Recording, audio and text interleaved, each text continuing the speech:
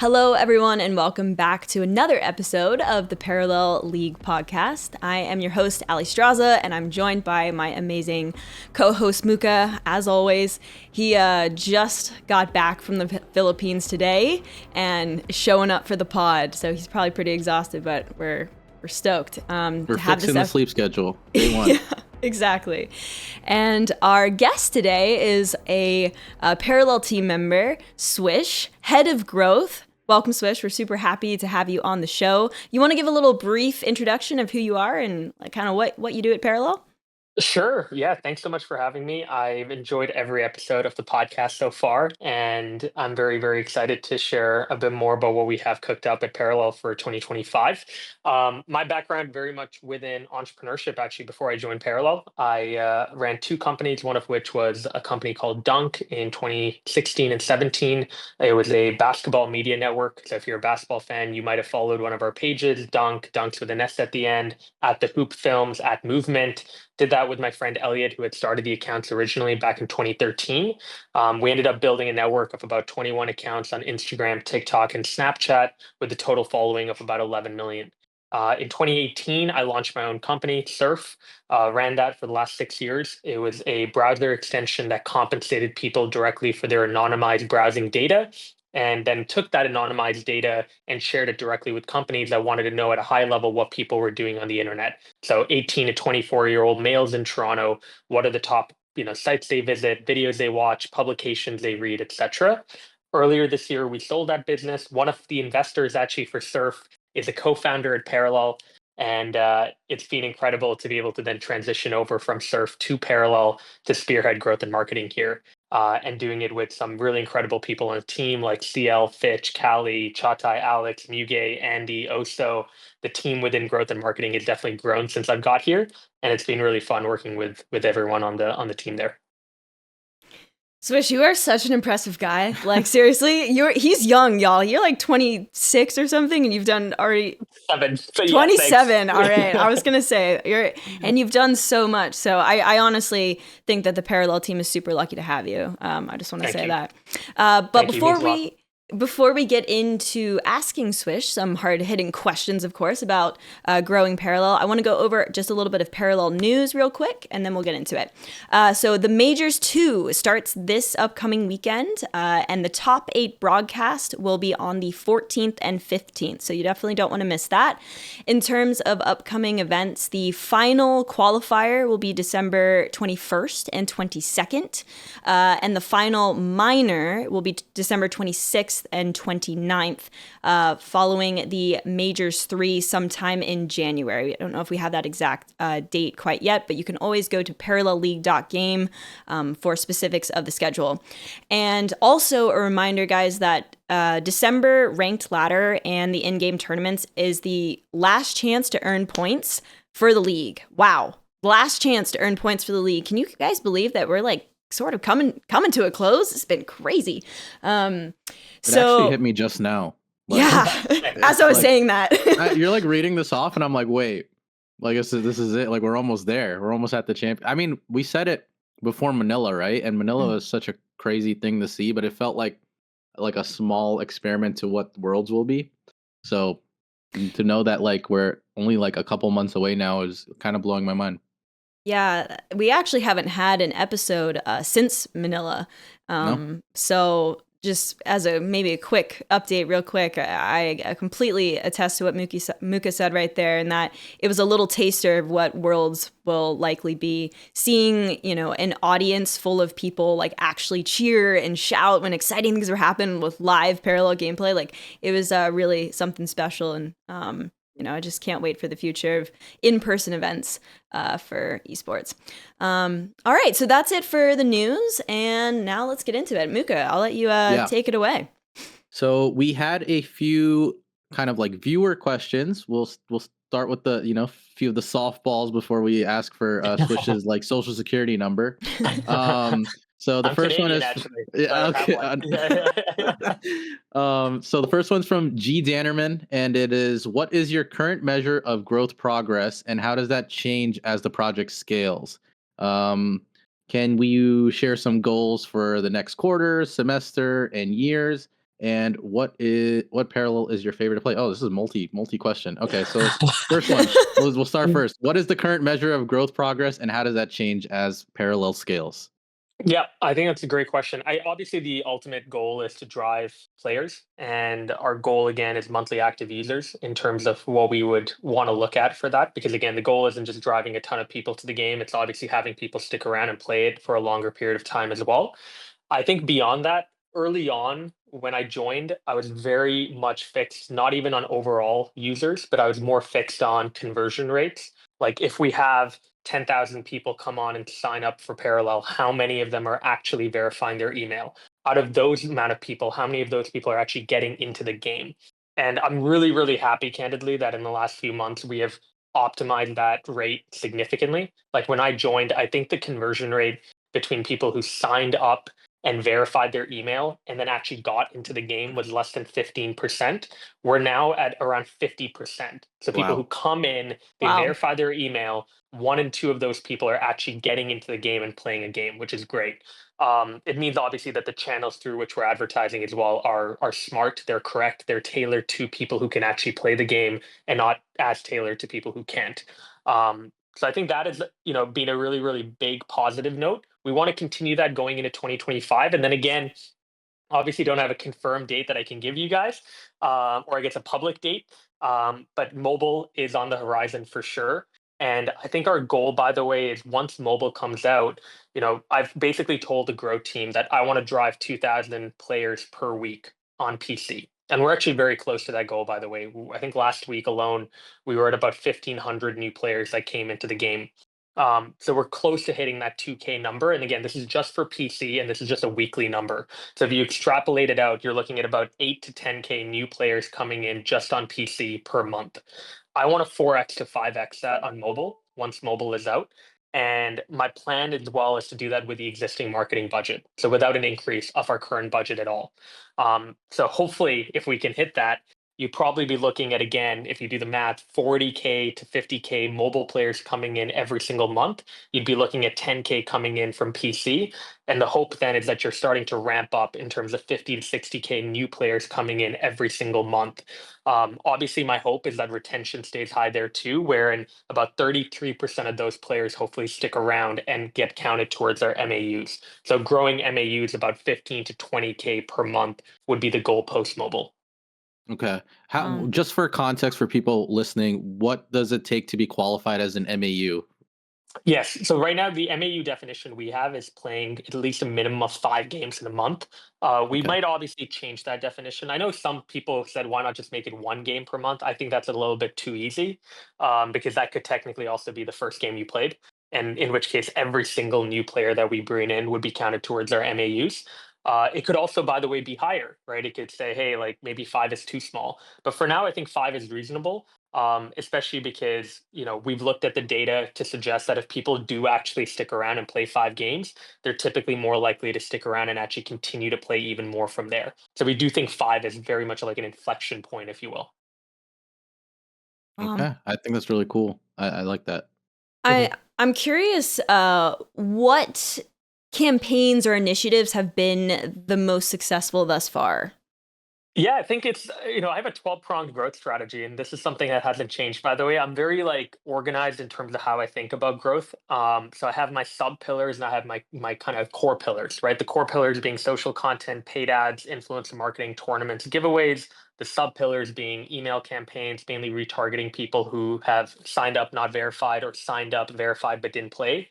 Website optimization, the campus program, PR, external partners like YGG, Collective in India, OpenSea, Coinbase, Japan marketing, and then the referral program. So those are the core and sub pillars. The ones that honestly have done the best for us have been threefold. The referral program has been incredible.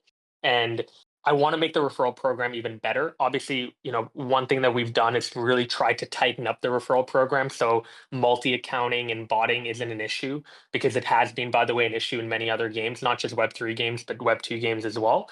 So before we juice up the rewards, and make the rewards even more enticing in the referral program. We want to make sure that we're fixing that problem because, again, if we have down the road an XQC or a Mr. Beast promote our game and drive a ton of people over, I really want the referral program to be front and center within the game, letting people know that, hey, if you enjoy the game and you want to tell your friend about it, you can directly get something from that. That's number one. I think number two, definitely influencer marketing. And within influencer marketing, there's a few branches, right? You work with micro influencers, you work with larger pages on Instagram and TikTok, you have celebrity activations like Fernando Alonso, and then you have the ambassador program. I think the thing that's done the best for us has definitely been the ambassador program. And again, Ali, like big thank you to you. I know you were literally on one of the first calls for the ambassador program back when I even started in Jan and Yeah. Feb. I remember being in the UK when we were talking about the format for this program, how it would work, how we would entice people to join it, why you would even want to be an ambassador, what would be the responsibilities of an ambassador. And I think it's going through constant iteration, but I'm very, very happy with the program and more importantly, the people we have within it who are streaming constantly, they're posting content constantly. Even during the tough periods this year where the product maybe wasn't in the right position, they kept their energy up and were constantly encouraging the community to be patient. So that's number two. And then number three, which has been quite exciting as well, is obviously tournaments and the league. And the fact that we do have a big prize pool, which by the way, we're going to announce our season 2 prize pool in March. It's bigger, Ooh, little disclaimer, but it is let's bigger. go. And I think that's going to be quite exciting, that it continues to drive people from Hearthstone and Magic, who might be like, oh, well, the competitive scene isn't as great. Let me go over to a new game and check it out because their competitive scene is really well organized and they have wonderful hosts for a competitive league podcast. And they do a lot of events every single month, both minors and majors. Yeah, I mean, based on that answer, I mean, you said that you're very organized in your approach, and I can really, really tell that. I want to point out something. You did kind of drop the Fernando Alonso mention there. I think, I mean, the people are probably curious, like, how did that come about? Can you talk a little bit about it? We know you're a huge Formula One fan, so like, just let us know how that came to be. Yeah, I've been running a Formula One podcast on the side for about 2.5 years with my best friends. It's called Track Limits, and through the podcast, was able to meet a lot of cool people. And so one of the people that I met with, I was talking to them about Parallel, and they were like, "Well, you should speak to Fernando's team." I'm like, "You know Fernando's team?" And I got the intro to his manager Alberto, who's a great guy. And we came up with a really cool test. We're like, well, why don't we test and see how this is going to work? We were definitely wary, by the way, that like mobile wasn't out and working with Mhm. someone who had a huge reach on social media might be a little bit tough because where are you going to consume his content on Twitter, Instagram, or TikTok? Likely your phone. Are you going to be able to convert right away? Probably not. But I think that's why we set it up as a test. We were like, let's test this for PC, see how it does, see whether or not we want to do a larger relationship with them for mobile, which we're definitely considering and also look at whether now is the right time to work with people like him or whether we should punt working with people like him to mobile launch. So I think there's a lot of good learnings that came from it. There were also candidly a lot of good, results from it overall. Like I was pretty happy with the number of downloads we drove. I'm also very happy, by the way, with the social growth we experienced because we ran a big giveaway with him as well. Could it have been better with mobile out? For sure. But I think that's obviously something that makes mobile even more exciting for us as a growth team. Being able to look forward to something like that coming out is going to be huge as an unlock for growth. Yeah, absolutely. It really feels like mobile launch is sort of the second launch of the game, and that's sort of I'm sure all the marketing campaigns and stuff like that, are gonna make waves for sure. Yeah. Yeah. And I think that That, the reason why too, not to cut you off there, Muka, sorry no, about go that. ahead. But the reason why is because the game needs to be accessible, right? The Hmm. game, Yeah. like we can't have a game that is just on PC that has high spec requirements. I think the team, by the way, has done a phenomenal job of getting it out on PC, but then also lowering the spec requirements over time. I think the stuff we've done with hyperplay has been great. I think in browser play is genius. But at the end of the day, like if we want to compete with Marvel Snap, if we want to compete with Hearthstone, for example, we need to be on mobile. And it's not to, by the way, say compete in like a negative way. I think we want to provide mobile TCG fans, and there are a lot of them out there, an option to play Parallel on their phone as well. And I know I personally, by the way, would play Parallel far more if I had it on my mobile device than on PC only. So that's why I think it's going to be a huge unlock, especially also when you look, by the way, at like the device type that we're working with right now and you look at the countries we want to market in, Japan, India, the Philippines, Brazil, by the way, which is coming Mhm. up as a market that we are going to be advertising heavily in 2025. You need to be on mobile. You need to be on mobile to actually capture the biggest market share within those regions. That makes a lot of sense, and it lines up with the question that I was gonna kind of ask. Is you're already starting to see like new players come into Parallel. Where Mhm. do you see them like ending up? Like, what's their flow? Is it like the expected rookie mode? Like, where do they go after that? Where are they Mhm. playing? And Yep. how does that affected like priorities for the team in terms of like, do you have to revamp rookie mode or do you have to do other things? Like, can you share a little bit about that? Yeah, I don't know how much I can share here, but we actually have a major update coming out before the end of the year, and it's going to be like a revamped version of Rookie and Unranked, and it kind of pushes us towards where we want to go, which is candidly just one queue overall. So not having even a separate Unranked and Rookie mode and Ranked. I think Ranked needs to be separate, obviously, but Mhm. having Unranked and Rookie put together, where you come in, you immediately start playing against AI. The AI becomes progressively more and more difficult, and then eventually you face off against real players. That's going to be what we're trying to get people in. But yeah, I think a lot of the new people that are coming in, they play rookie. A lot of them, by the way, signing up through Epic obviously get the benefit of getting a pro deck right away as well, which is great. And by the way, I don't think we talk about that enough times. Like it's a very differentiated approach compared to other games. Like a lot of other games, you have to grind a lot of hours to get the cards that you would get if you got it through the Epic Game Store playing, downloading Parallel. So we're pretty happy with that. And again, we're trying to actually look at that for mobile as well. Like how can we have a similar offering like the Pro Decks downloaded via Epic for mobile? But I think a lot of them are ending up right now either going right into ranked after rookie, but we're also seeing a pretty massive uptick over the last 2 months in unranked and having a lot more people play in unranked, which is really good because at the end of the day, it's like Call of Duty, right? I don't want everyone having to go and play in ranked. If some people just want to have a good, fun time learning more about their cards and understanding their deck more, they should be able to play unranked and find competitive games there as well. Yeah, That's that actually so cool. that seems to be a trend. Like even with Hearthstone, if you're like a returning player now, they give you a lot of catch-up packs and allow you to have like a pre-made deck as well. So it seems to be like that's pretty core because people need to actually play, have something to work with in terms of cards in a deck and stuff like that. I had a quick question. You kind of brought up the concept of different regions earlier, and I'm kind of curious just how the team is thinking about the growth there because the West. I mean, maybe sentiment is changing, but at least with like gamers over here, there's a lot of pushback with like blockchaining in crypto. And also, I think a lot of Western, TCG players are already very ingrained into Magic and Hearthstone, Snap or whatever it may be. Are you guys looking to pull from that market or are you leaning harder into Asia, like Southeast Asia, Brazil, how are you thinking about where you're trying to get the most players from? I suppose. Yeah, it's a good question. I think I was brought in specifically to target Web 2 audiences initially, but I've over time realized that at the end of the day, like every region is going to dictate our strategy. So what I Mhm. mean by that is, we're gonna have certain places like, for example, the Philippines where we work with YGG and they've done a great job growing, Web 3 games there. Well, it wouldn't make sense not to try the play to earn messaging and not to talk about the fact that when you play parallel and win ranked matches, you can earn prime back. We're obviously not going to sugarcoat it and say you're going to end up becoming a millionaire playing parallel.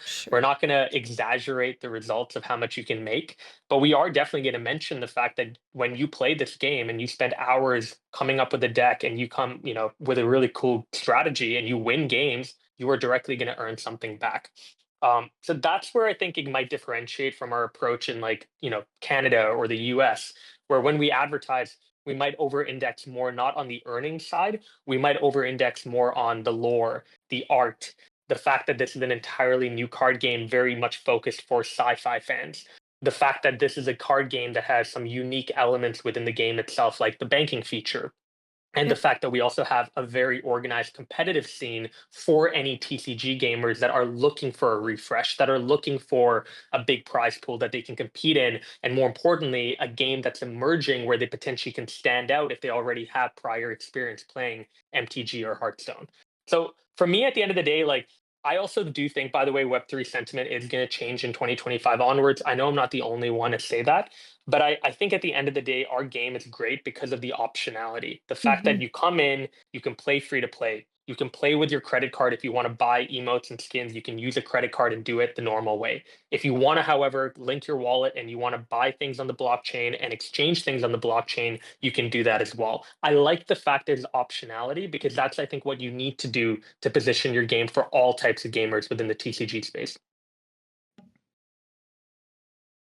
Yeah, I think that makes a lot of sense. And that's even myself, like when I was in the Philippines, the conversation felt different than when I was telling like Mhm. my friends about Parallel or something like that.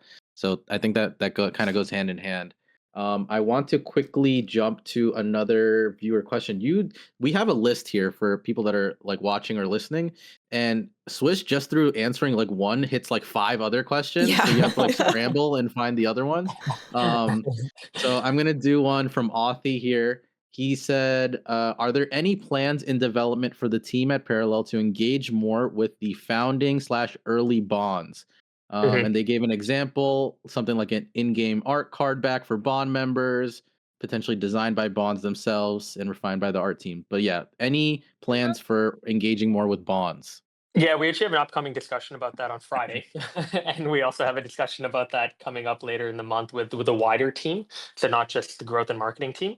Um, by the way, bonds is a really cool feature that can only probably exist within a Web3 game, right? Mhm. So going back to my previous answer, I think there's some elements we want to continue to talk about, and again, bonds are another thing that we might, emphasize more when it comes to testing out the P2E messaging in certain regions like Philippines, Brazil, etc.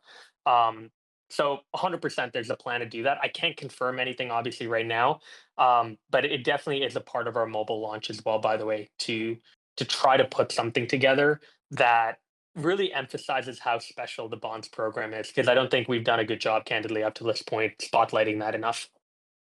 Well, it's still fairly new, right? It's like just Mhm. kind of recently officially got rolled out. But yeah, I absolutely agree because there's a lot of, traditional Web 2 gamers that don't get the practical like they might understand the concept of asset ownership, but it's the bond system that actually really puts it into practice that I think is like, oh, okay, I kind of can get the whole blockchain element to all of this, right? Yeah. And it coincides so well with the competitive scene. So I personally am, really looking forward to seeing, bonds get further developed and more people utilizing them. For sure. Let's see. Let's jump to another viewer question. Thank you, everyone that responded to our question on Twitter, by the way. This one comes from Dave. Do you see the recently announced Prime chain powered in partnership with B3.fun as a growth mechanism? And how does that, the existence of the Prime chain, change the landscape for user acquisition and retention? Yeah, it definitely is. I think it's more of a long-term play though, so I don't think it's a short-term growth mechanism. I do think it's a very bold endeavor, and also the fact that it was announced in Manila was great. A little bit unexpected, candidly, for us, but it was great that Yeah. it got announced. Um, but yeah, I definitely think the more people that we can have um, come onto the Prime chain, and obviously earn or potentially get benefits directly from associating themselves to it, the better obviously it is for our game in particular. I also look at like questing in the same way as well, by the way. Like I want to figure out, as we go into 2025, if you were, for example, part of Pudgy Penguin, when you were part of Pixels, for example, and you're part of those communities, can we potentially give you special, unique benefits when you come over and play Parallel? And I've been talking to the team not only about like PFP usage, in terms of using perhaps your avatar from another collection in Parallel, but I've also been talking to the team specifically about like giving special benefits, because we've talked about it, by the way, for Hearthstone. We've talked about it like, oh, if you came over from Hearthstone, can we verify you're a Hearthstone player and then give you some really cool benefits because we already know that you're a TCG fan and Hmm. you've done well in another TCG. So I want to explore that a bit more because I feel like that sort of cross-pollinating of communities is another big thing that Parallel could benefit from. Oh, I love that idea. And that Mhm. I've always kind of, I mean, maybe the blockchain can enable this, but the interoperability or just sort of like the history of a player, you know what I mean? Like, it seems like there's a huge potential here to like kind of prove played in this Hearthstone or Magic thing, and now I'm playing Parallel. Like I wish there was sort of like a log, so it would be Yep. super helpful for you guys to be able to see that player, right, and be like, that's a really important player to us, right? Exactly. And it's good you mentioned the word interoperability because that word to me, I think, gets misconstrued a lot of times. I think actually Gabby from YGG said this, and he said it really well, where interoperability isn't like I take a gun from like Skyrim. That's a very old game, by the way. I'm sorry. I can't wait for the next Bethesda game. But anyways, um, but imagine I take a weapon from Skyrim and I use it in Call of Duty, right? Sure. Like, obviously, never going to happen ever. But I think a lot of people think of interoperability like that and are like, it'll never happen. It's infeasible. Versus how I think about it, and I think how Gabby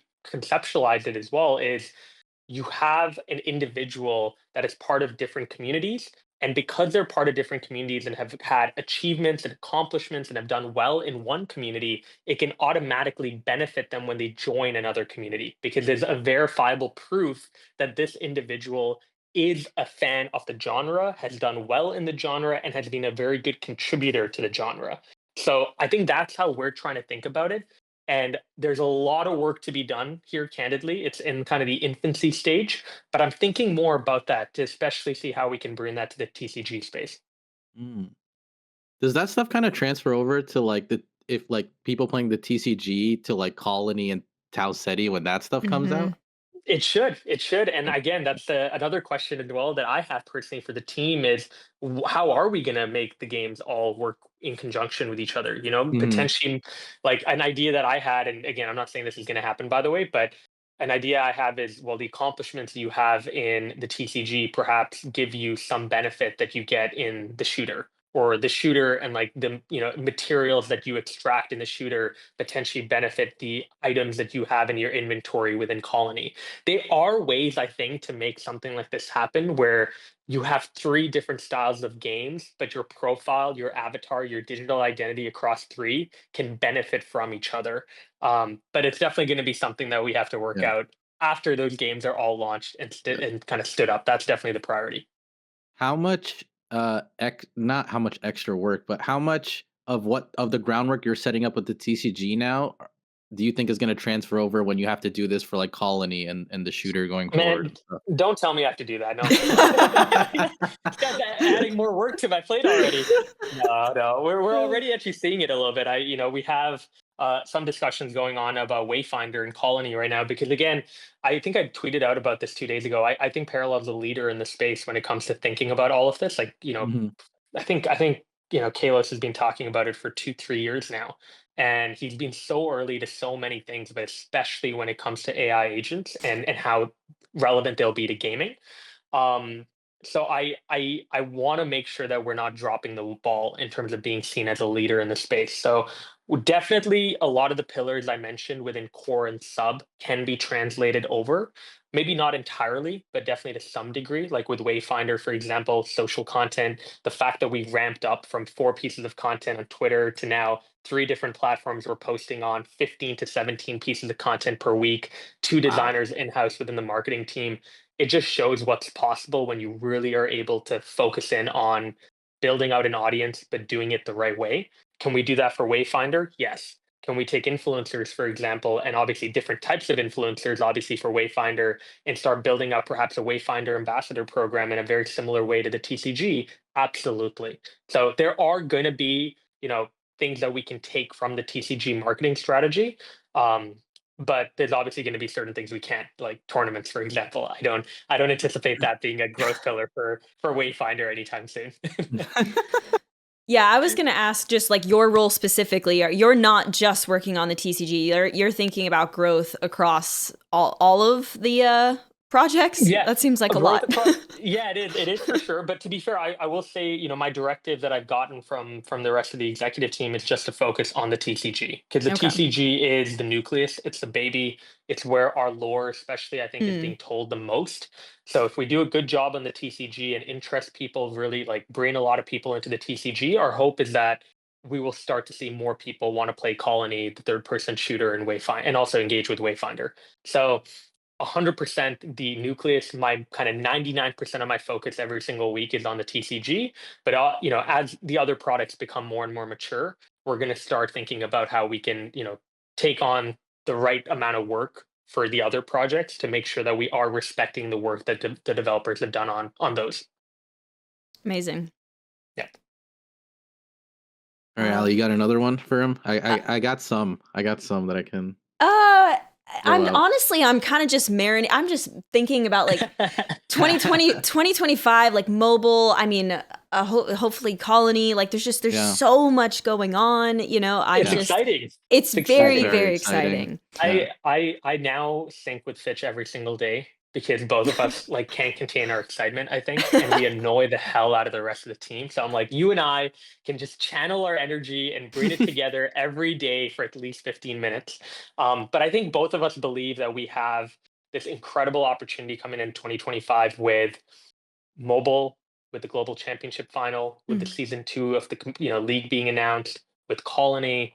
There are so many big milestones to tick off, and within each, so many opportunities to bring more and more people to come and be exposed to Parallel. So I think we definitely feel like the biggest onus and responsibility now to kill it over the next 6 months. And that's why even now, like, we're in full preparation mode for 2025. And that means reflecting on what worked, what didn't work, what we want to double down on from 2024.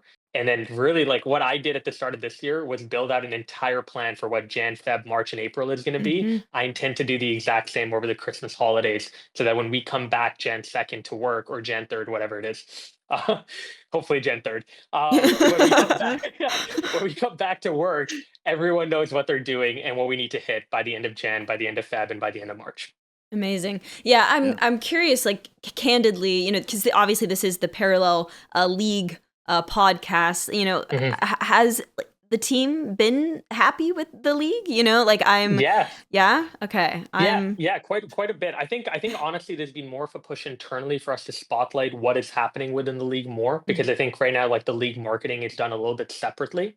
So that's another thing, right? Is I want to intertwine like league highlights.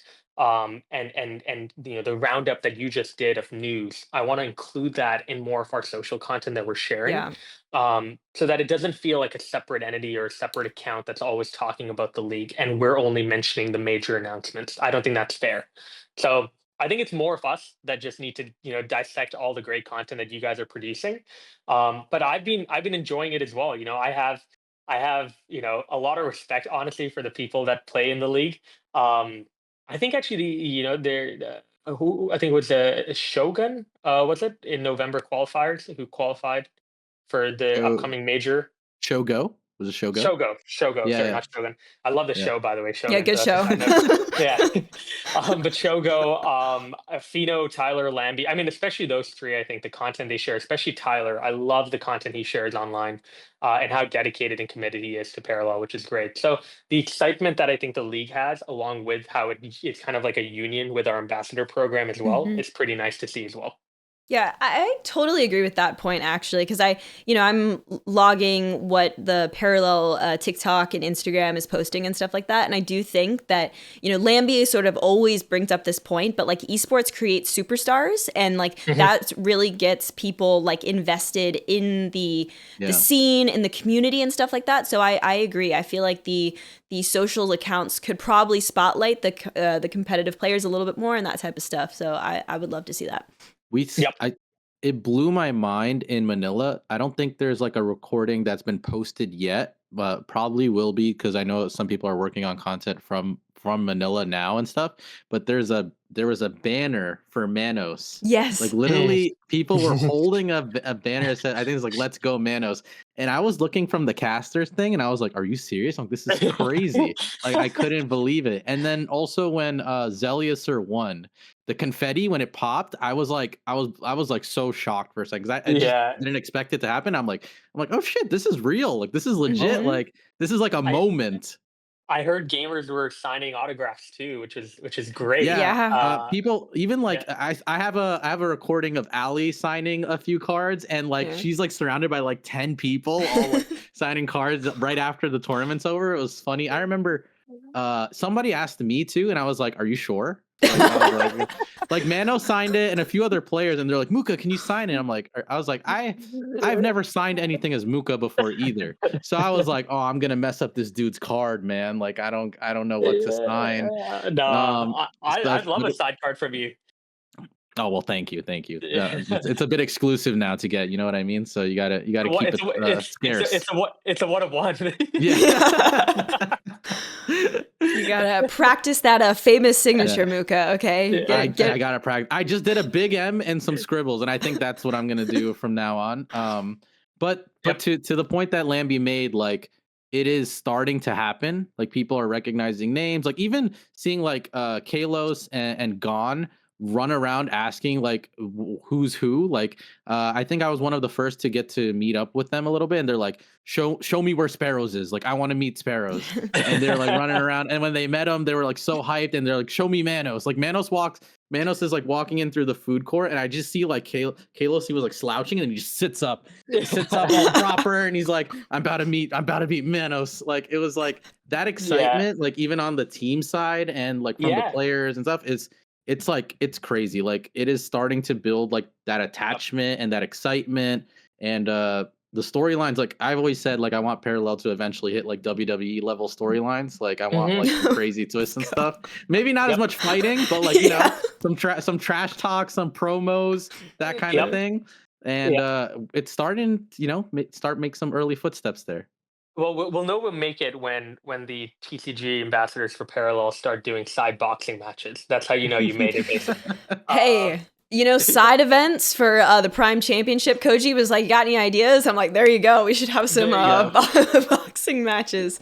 Exactly. No, but I think I agree. I think there's such a moment here. And I mean, look, I think personally speaking, I was very attached when I joined Parallel to this idea of starting like a really cool piece of IP from the ground up and building it the right way. Right. So I love the energy that the executive team especially has around it in terms of, there's certain things to be patient on. There's certain things that we're not going to be patient on at all. And we're gonna rush to get it out.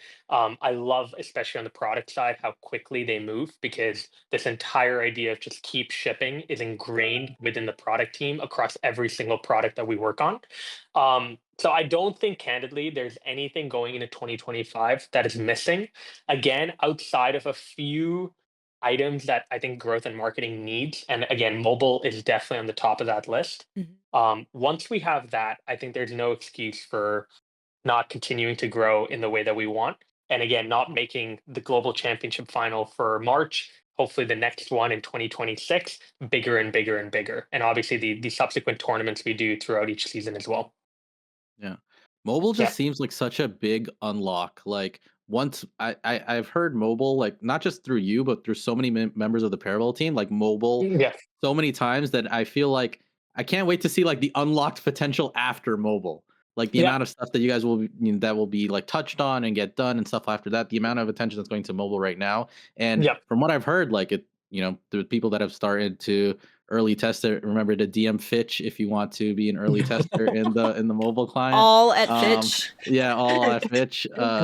And yeah, like they're liking it and it looks Yeah. clean. I saw a very little bit amount of it at Manila, but yeah, Yeah. it It'll be seems neat like such too. a big thing. Mobile will have crossplay, which is great. And so there's no reason why we can't have obviously mobile only tournaments for season two, but also have tournaments where we have people on their PC, but also people playing against them on mobile. So the competitive scene as well will be affected by mobile, and I hopefully it'll only make the competition higher and better. But it'll also make the tournaments kind of different in that way as well. It makes a lot of sense. I got one that I've been itching to ask. So your job is largely around new players and like seeing how Mhm. new players stick around and stuff. So I guess this is an interesting one for you. So like there's obviously always a balance between finding new players and keeping the ones that are already here happy. How do Yep. you like ensure that the acquisition strategies don't overshadow the importance of like player retention for like the people that have been here for a while, I guess? Like is there like, a back and Yeah. forth that you have to balance? Not really. I think it's all ingrained in one, right? Because I think one of the three strategies I mentioned earlier in this podcast that has done really well for us is a referral program. And you can only get people to refer their friends if they actually feel compensated or valued or happy with the game itself. So I see it very much as in order to grow, you obviously can constantly add top of funnel, but the cheaper and probably better way to grow is also by encouraging the existing people that play to go and tell other people. And many people, by the way, will do that just because they'll do it on their own. Like they love the art, especially, Mhm. and they come in being Mhm. like, "Look at how great this art is! The fact that it's not AI generated, it's made entirely from scratch, constant iterations." I've been actually trying to spotlight that more on Twitter because I just want to give more of a shout out to the art team for like all the amount of hours they work on for every individual card, let alone an entire collection, like Aftermath, for example. Um, and so I think a lot of people would, as it is, tell their friends and family members on their own. But again, when you have an incentive built in to go and do that, I think it's great. If you look at our other prongs, by the way, giveaways, for example, right? Like we run more giveaways, I can confidently say this, than like 99% of other Web3 communities, let alone obviously the Web2 side. So, we do paid ad giveaways. We do a giveaway exclusively for Instagram and TikTok every month. We do monthly giveaways on Twitter, and we do weekly giveaways on Twitter as well. And the fact that most of the giveaways are geared towards our existing community is intentional Mhm. because we want to make sure that we're not just catering to bringing in new people. We want to make sure the existing people that have been with us since day one are getting benefits that include joining the ambassador program, entering giveaways, earning from referrals, being able to be part of events with us. That's where I think we want to make sure we're constantly remembering those early fans or those early players, because at the end of the day, like I think, Koji's mentioned this a few times, we all wouldn't be here without them. What are the biggest challenges you're facing right now in attracting new players? And what emerging trends or technologies do you think will shape player acquisition strategies in the future? So I think the obvious ones obviously would be device type is number one for sure. I think mobile is again a big unlock. Um, I honestly believe right now from a marketing engine perspective, we're at like 50% capacity because of the fact that we can't go harder unless we spend more on Mm. platforms that are endemic to mobile, in which case it's a waste of money, in my opinion. Like you're not going to capture people with you know influencers that are promoting on Instagram and TikTok, because people typically will again open their content on a mobile phone, will realize they actually can't play even if they own a PC. Maybe they don't go and download right away or they forget, and now you've lost them. Yep. So that's I think number one. Number two is I want the referral program to be featured more in the game, and I want the referral program to be juiced up more. I have a big background actually with building out good referral programs, even with Surf, the browser extension that I ran before I joined Parallel. We launched the extension in 2021. We grew to about 350,000 users on our extension. It was a Chrome extension only. We grew to 350,000 within 12 months. And Wow. about 60% of our users came from our referral program. And to be fair, our referral program was insane. It was basically like giving a $10 Amazon gift card to anyone that referred up to three people. And we did not do a good job, by the way, of verifying people. So out of the 350,000, I'd probably say that, there were definitely a lot of multi-accounting botting happening. So I'd probably say there's only about 150,000 to 200,000 like unique people. But at the same time, like there's something there, there's something there around compensating people for or nudging them to say like, you obviously know people who'd want to play this. You know people now who own a mobile phone. Go, go, go. Tell them. And by the way, we'll add a little bit of a sweetener to make you do it right now. There has to be something that we can do there within the product itself to make it a bit more apparent. And then the final thing, and this is not a gripe, but I do think the UX UI improvements are something that we continue to have to work on. Hmm. I love I talk about the art, right? And I think some people have told me like we see the art and then we come into the game and we're like, whoa, like what happened? because like Mm. the art is so futuristic, it's stunning, it's high fidelity. Then you come into the game, and the game, by the way, like for me, I actually think it's really good. But I guess some people have like an insanely high bar for what they expect from the UX and UI of a game. But you know, the UX UI of the game has been something that we've been constantly hearing feedback about for the last 12 months. So that is another thing I think that we're dealing with. Outside of that, constantly staying focused. And like, this is something I tell the entire team, no matter what happens on Twitter, no matter what happens on Mm. social media, it doesn't matter. What we need to do is just stay focused on what we can control. And what we can control is the output that we put in every single day on our respective pillars. Because again, I mentioned 12 pillars. I'm obviously not managing all 12 on my own. I have an incredible team that I work with, and each one of them have their own pillars that they are directly accountable for. And I obviously work with them to make sure that they're hitting their goals, and we're staying accountable to them. But that I think is, at the end of the day, the most important thing too, because it's very easy, I think, to be swept away by distractions. This year we've had comments made about other games reporting us, and we've had all of this drama, Ugh. and it's unnecessary. I don't go on Twitter for a lot. I didn't go sorry on Twitter for a long time because of that. I think I'm now starting to post more on Twitter because I'm like, you know what, let me share a little bit more excitement that I personally have for what's coming up in 2025. But for the kind of first half of the year, especially, you didn't see me on Twitter much because I just couldn't care less. Like, I am more focused right now on our community and making sure that they're good and making sure that they're incentivized to continue to tell their friends and family members about our game. Yeah, no, I definitely resonate with that. Like the cycles of toxicity, like earlier in the year, sometimes, just makes you want to crawl into a hole. But I think it's just finding the balance to weed out the negative voices and just like stay focused, right? Yep. For sure. I will say that I was super excited when I saw you starting to post on like Twitter more. Yeah. I was like, oh shit, Swish is going like public. We're gonna start to see some juice here. Because like we have never interacted before, but I've heard such great things about you, and Same here. I was like, okay, like when does Swish get unlocked? Like when do we see like the Kalo switch turn on and start seeing some posts there? Do we ever Yep. see that? So once you started to doing it a little bit more, I was like super excited. I think everyone that's like within the parallel scene right now gets a lot of excitement when like team members like yourself that are specializing in certain parts of like the Hmm. game's success share your insight. Like Yep. like even like Oscar when he does like the art stuff, like people get hooked and they're like really really intrigued by that. And Kalos obviously is like the number one. I'm sure it's sometimes it's a headache for you guys on the inside because when certain things are said, but Yeah. for us on the outside, it's like get your popcorn out. Like Kayla's just tweeted like we're gonna see what we got For promised today. sure. For sure. And honestly, I tell people that a lot. Like, yes, it causes headaches from time to time, but I have a lot of respect for how he leads the team, and also more importantly, how he keeps the community informed. Like, if I wasn't a part of the Parallel team, but I owned Parallel cards or I played Parallel a lot, I mean, that's like my number one CEO right Mhm. there, because like he's sharing updates, he's sharing his excitement, he shows such incredible commitment by thinking about Parallel pretty much every second of every single day. So you can't blame him, and that's what I remember in the back of my head as well. So I wouldn't want it any other way with him, especially like the way that he leads is very inspiring. Swish, I want your opinion on as content creators. So like Mhm. just like kind of a general conversation about where to focus efforts, because I personally have seen a decline in interest in Twitch streaming. Like, I don't know if Mhm. you would agree with that as well. Obviously, short form content, TikTok, is king right now. So I'm just sort of curious on the content front, like the ambassadors. Like, what do you want to see more from us? Yep.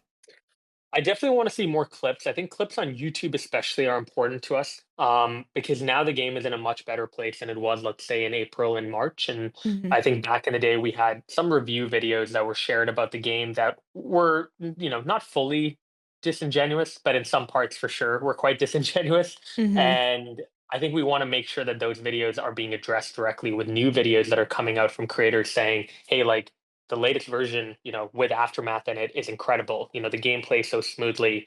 The fact that there's even more cards now than ever before, and there's more of a meta, and the meta isn't very clear to predict every season. That's, I think, very very important for us to get content on. Streaming is tough. I think streaming is tough because you almost need all the other pillars to be firing on all cylinders for streaming to work. Because again, people Yeah. wouldn't be interested in watching streaming on Parallel if they weren't first already interested in Parallel. So Right. like you kind of need it to be like a joint effort. And again, when we're already at 50% capacity because we're waiting on a few things to come out that really allow us to go and ramp up marketing to another level and garner that top of funnel interest, I think that's where streaming is going to play more of a role in sustaining that interest over time. Because again, like mobile launch will happen. We're going to have a huge marketing campaign behind it. There's going to be influencers, celebrities, people that you wouldn't even think would promote Parallel that are going to promote it. But by the way, do it in a very genuine way. Like we're going to have them play the game. We're going to have them interact with the cards. We're going to be doing things in a very genuine way with them. We're not just going to be like slap on a t-shirt and say play Parallel. That's Mm. bullshit. But I think what we want to do is make sure that after that, let's say 1 month of excitement is done, there's like sustained interest. And that typically comes from people constantly streaming the game afterwards. Right.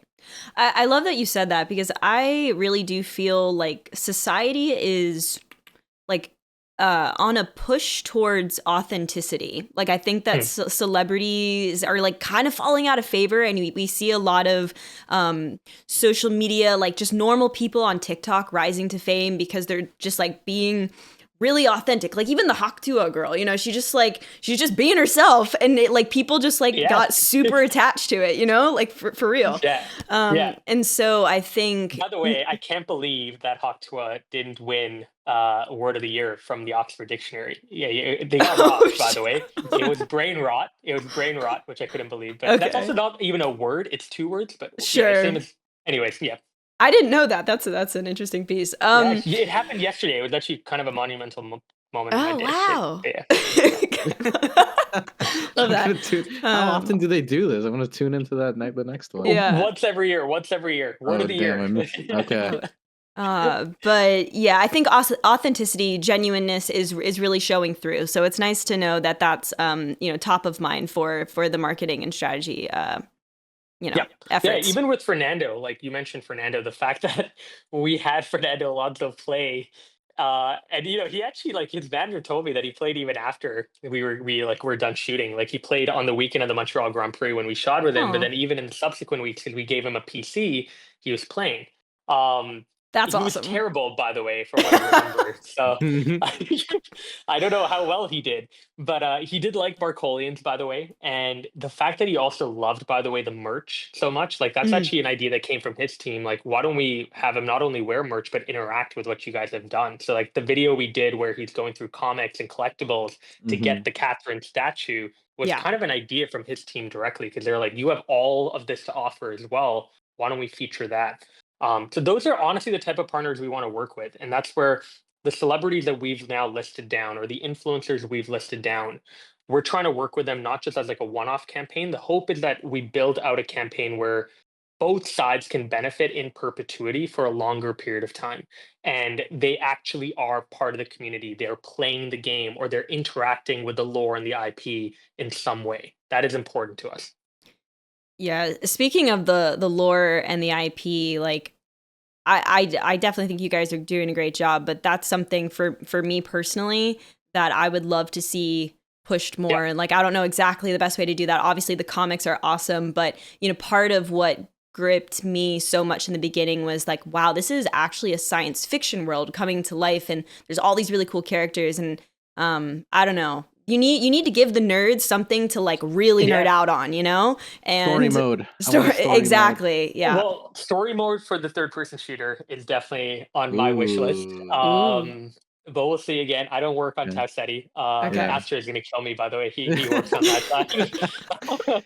But the 2 things I'll mention on the comics, actually. One, I've been really working with CL on comic accessibility. So making sure that like comic 1, for example, is not gated. Comic 2 isn't gated. And even if we do gate comics, it's not for crypto, or it's not for a credit card purchase. It's for specific actions you take in game to unlock the comic. So that is one thing I've been thinking a lot about and actively working with CL on. Like it's part of our weekly calls that we do every single week. That is one major pillar that I talked to him about. And the second thing regarding comics is we are trying to now put out more of a marketing campaign around comics. So even with Comic 4 when it came out, like Okay. I don't know if you saw the content we shared, but we had kind of a 4-week whole plan, right? We're going to share Mhm. a synopsis of what had been put out with the previous comics. We're going to share the behind the scenes of how we made Comic 4. There's pages on Twitter that talk about our lore that we're now going to amplify more often by reposting what they're doing and directly supplying them content. So there is work that's being done there. Do I think we can do more? Absolutely. Do I think the ultimate goal is a TV show and movie? Absolutely. Do I think the only way to unlock that though is by showing a constant growth in MAUs? Sure. 100%. And that's what we know, and that's what we're gearing up for. Grow the MAUs for the game, build up sustained interest. Even if a production house doesn't want to take Parallel on as a story, by that point we can self-produce the show on our own. And we've talked Okay. about that internally.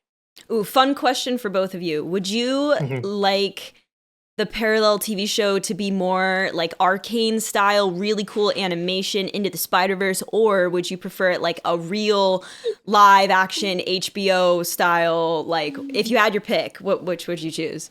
Mine is Mookah, what would neither you of those pick? two. What would Mine you is pick? like a Cyberpunk 2077. Like they made like a Netflix anime kind of thing. Oh, I would want something like that.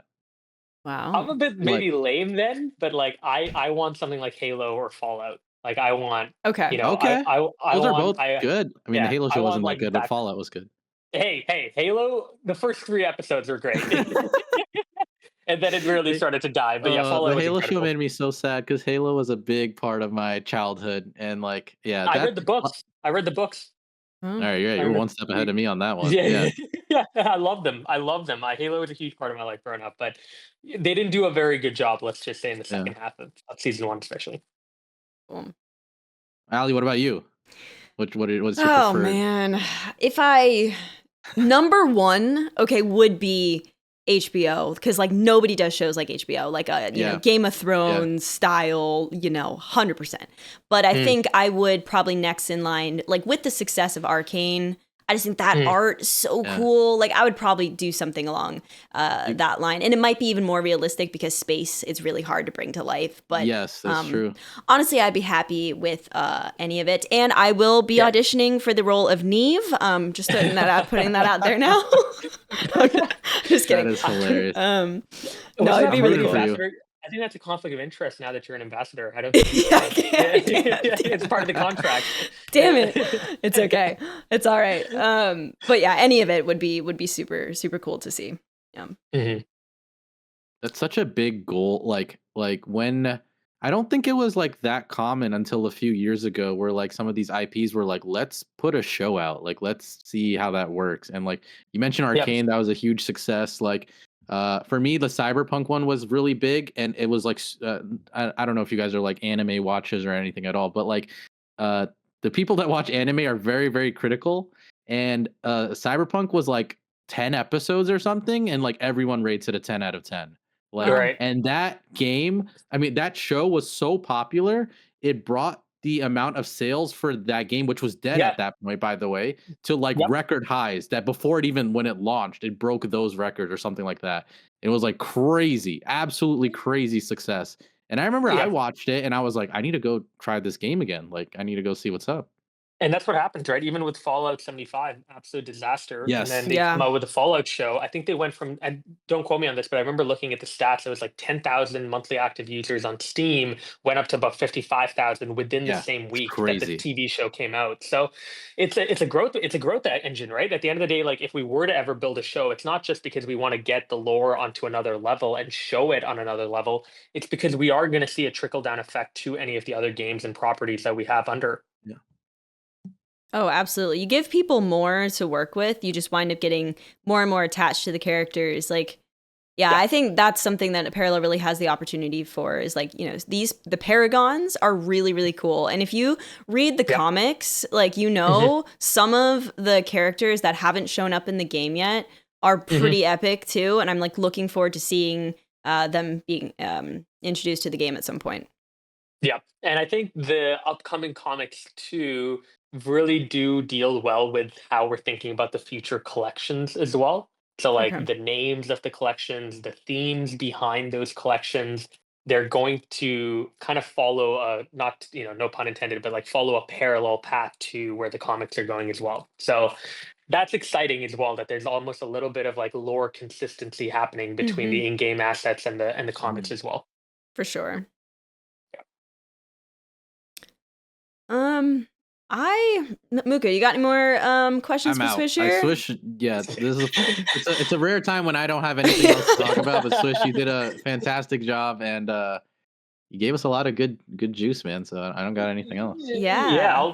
I'm gonna constantly share more, hopefully again on Twitter as well. Like I'm using it more as like a beacon to hopefully just share a little bit more about growth and like metrics, especially in terms of like full transparency on where we're at. One of the things I am actually going to be sharing as well is the AMA idea that I tweeted out about. We're going to be doing it.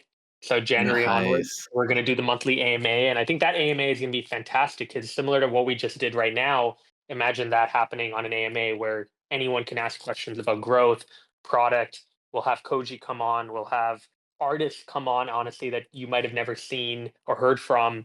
And now you're able to kind of directly hear like their process and how they're thinking about an upcoming collection. Obviously, we'll have some other members of the growth team come on as well, and I think it'll be very cool to share all of that in a more transparent way. For those that are listening that don't haven't seen the idea, just where would that be hosted? The AMA. It will be on YouTube. Okay. It's going to be a hopefully 30 to 40-minute live AMA, which will obviously be saved as a video afterwards on YouTube. And the AMA will be really built around giving updates to the community on specifically the TCG, but obviously other properties, but primarily the TCG, where we're going, any major updates across product, across game, across balancing issues, across anything related to growth and marketing as well. Like I'm going to unpack, where we're at, where we're going, our goals, because I think the ideas that we can possibly get from that live AMA will be great too. Like I have a bunch of notes even just from this convo of things to double click on and make sure that I'm following up with. So I think these sort of conversations are always valuable. Yeah. Transparency with the community is so important, and being able to put a face to the team members, like it goes a Yeah. long way for instilling confidence. And I'd say that the Parallel team has from the get-go, like, y'all are very like, oh, we messed up here, we're trying to fix this. Like you are, the quote growing or developing in public has been, the pillar of what you guys are doing. And I think it's bred a very loyal and passionate community and fan base.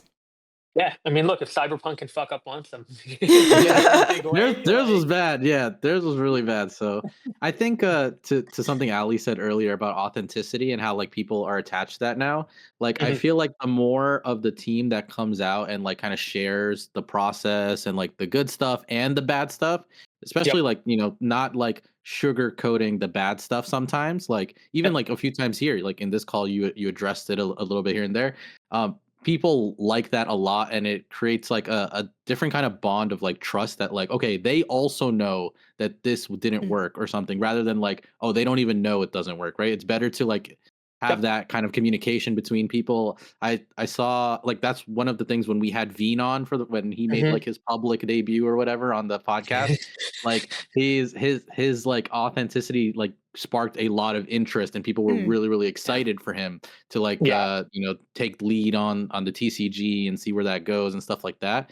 And Yeah. even like when you come on and stuff too, it just creates like that bond, I guess, that Yep. you don't see it in other game studios like ever. So No. it's a breath of fresh air.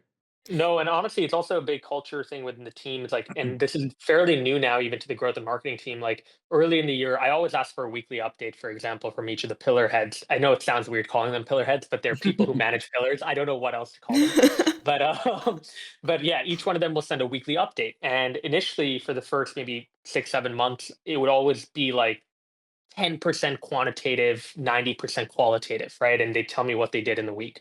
Now I have a rule. And as of like about 3 weeks ago, I've said 90% of your update has to be quantitative, and if it's not, there's something troubling because you're not measuring things properly within your pillar. So I want to know very clearly, like, has your pillar contributed to downloads? Tell me how many. Is there specific, channel specific KPIs I need to know about, impressions, likes, comments, engagement rate, for example, for social content. Give me that data, right? Mm. And then tell me a little bit of the qualitative stuff in terms of what you're looking forward to. But I don't want the weekly updates to be a summation of what you did. I want it Mm. to be, what is the result of what you did needs to be the weekly update. So that's where my focus on quant has become a little bit more, because I want to make sure that I am armed now with as much information that I can then relay to the community via our socials and also via podcasts like these. So that, not only are we measuring stuff for the sake of making it better, but we're measuring things very clearly for the sake of communicating it directly to the people that are fans of the project since day one. Well, that answer has instilled a lot of confidence in me, just like how you're managing the pillar heads, as you as you call them. Shout out to the pillar heads.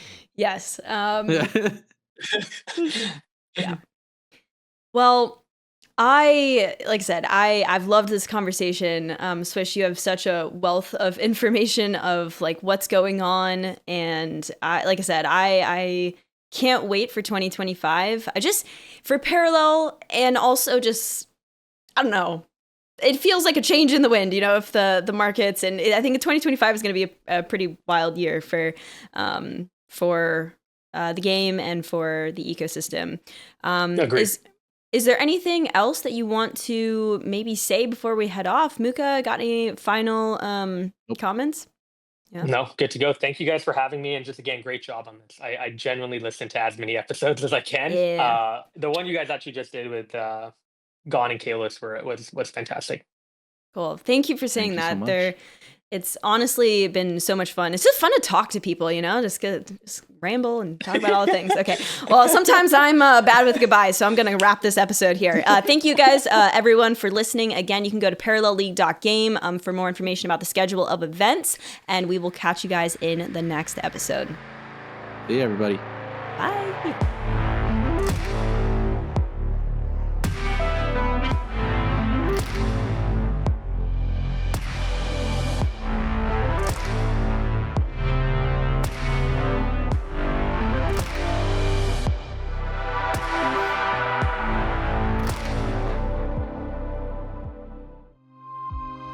This was a 983 Media Productions podcast.